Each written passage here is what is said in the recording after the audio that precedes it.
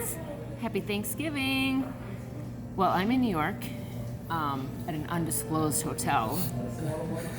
Can't share that with you. But we're getting ready for different festivities. And you wouldn't believe who happened to take home time and meet us in New York. No, not Santa Claus. No, I know he's getting ready for the big sleigh day, but somebody better than Santa Claus. Look. Guys, It's me again. Walmart! Can you believe it? My first student, my brother-in-law, is here back in Best May. trainer ever. Oh, we're going to tell him to be quiet with that. But we are going to ask Wilbert some questions. So Wilbert, I'm going to switch this over more to you. Mm-hmm. Tell us what's been going on, like when you left the, like from when you left the truck and the last time we knew you were getting into trunker boot camp, tanker boot camp. Yeah. So tell us what's been going on. Well, I mean, it's been going on good. I mean, being out there as a solo driver doing tanker, it's much different from reefer because, I mean, it's a lot less, miles, but it's been good to actually got really good training and be able to be out there and do what you're doing and be successful at it because you were taught properly. And I gotta give all my, I know she don't like to be, I can't find the word, but I gotta give thanks to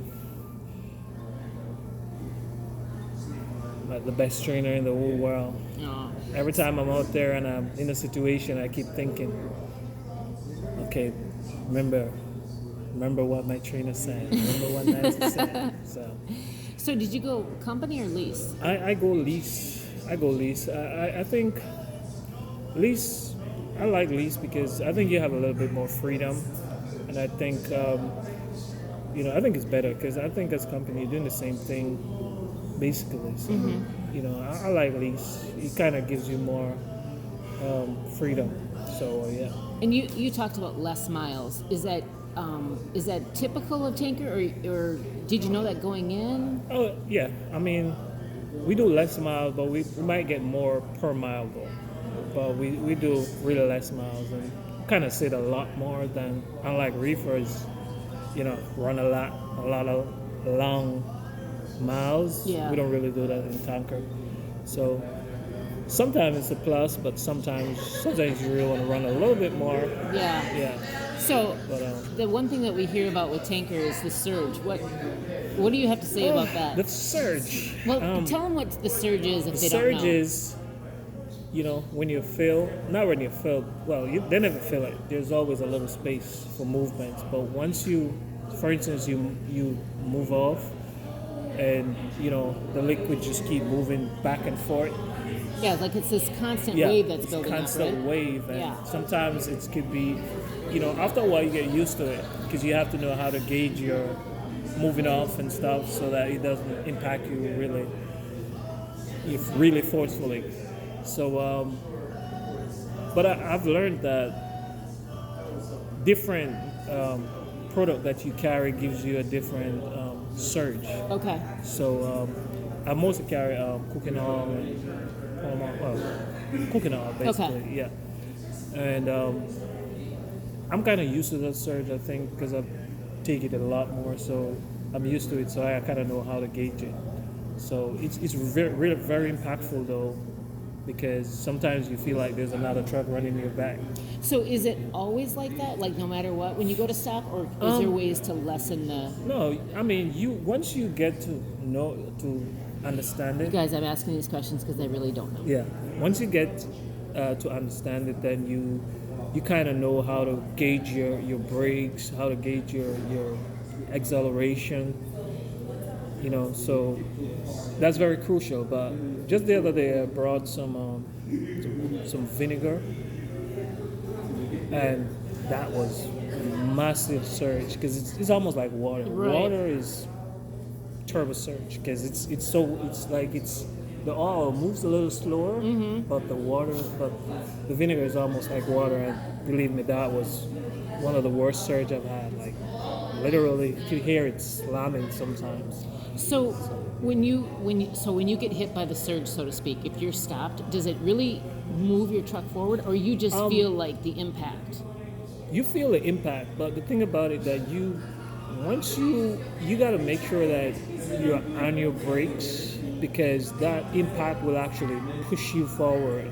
Okay. If you don't have your brakes fully. If you don't fully engage your brakes, step on your brakes fully, because and then you want to make sure you keep your distance, because depends on the condition, it could take you a little bit further than where you want to go. So you stop behind cars. You give more room than you normally would. Oh yeah. Okay. Yeah. Okay. I give a lot more room, and but like I say, once you get used to the surge, it becomes really easy to manage based on the product, though, because like I said, the vinegar and so for instance, if you're taking water and stuff, the surge is much more impactful. Mm-hmm. Yeah. Okay. What would you say to anybody that's interested in coming into Tanker? Well, I mean, to be honest, I love it. I mean, the thing about it is that Wilbert thinks that reefer drivers work too hard. Oh yeah, it's a lot of work. It's a lot of miles. I remember when I started reefer, those Iowa to California runs was. You drive for days. And then I was just beginning. Thank God I have a great trainer who encourages me to keep going. I'm not gonna tell you what happened to me on one of those California trips, though. But It's fine. It's fine. yeah, but yeah. But I love it though. I love the Tanker because it's the miles are not too far. Mm-hmm. Yeah, and sometimes you get really good payload. Okay. Most of the times, actually. So now that you've been with Prime over 6 months, how do you feel about them? Would you encourage people to come out to Prime for You know what? to start I there? always encourage people to. I try to refer a lot of people because I believe it's a great place in terms of training and gets you prepared for the road. I think it's the best. Okay. Really the best. So Yeah. students still thinks highly of Prime. That's Oh good. yeah, oh yeah. I mean, I'm not gonna take that from them. I believe Prime is a industry that you gotta understand, and you gotta understand that they have a business model that they go by, and I mean, two things: either you're gonna like it and stick with them, or you feel like it doesn't fit your plan, and then Right. you move on. Okay. Well, let's get on to some personal stuff. As you know, you gave me permission to share Oh, your yeah, for proposal sure. video. For sure. So, tell us what's going on with that. Oh yeah, everything has been amazing. I managed to surprise my fiance, and she was really surprised. I think she kind of knew that it was coming, but she never expected me to do it at that point.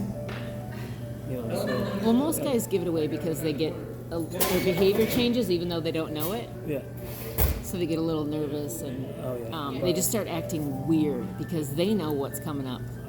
yeah, but So- it's amazing. I mean, just looking forward to the next step, and it's been a very exciting moment. Yeah. Can't wait.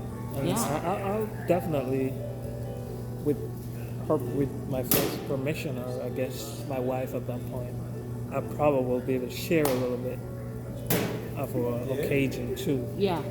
With, like I said, with her blessing. Yeah. So maybe we can capture a little bit of that when we're Oh yeah. in Definitely. Africa at the ceremony. Oh, Yeah. so exciting. Definitely. So we just wanted to stop in, say hello quick, wish everyone a happy Thanksgiving, whether you're on the road or with your family. And because I'm back with family, Oh yeah. I just wanted to make I sure. mean, I was that- just telling her how beautiful she looked. I almost didn't know it was her. She looked really nice. Oh, thank you. So sweet. Makes my day. So we're going to let you go, guys, but be safe on the road and take care and eat lots of good stuff because Oh, yeah. once you're back on the road, That's true. we're back to truck stop Oh, foods. yeah. Or take I try lots to of eat. leftovers. Yeah, try to eat a lot of Jamaican food every time I come to New York. There you go. Oh, There you go. a lot. Make it worth your while. Oh yeah. All right. Take care, everyone. Take care. Bye. Peace out.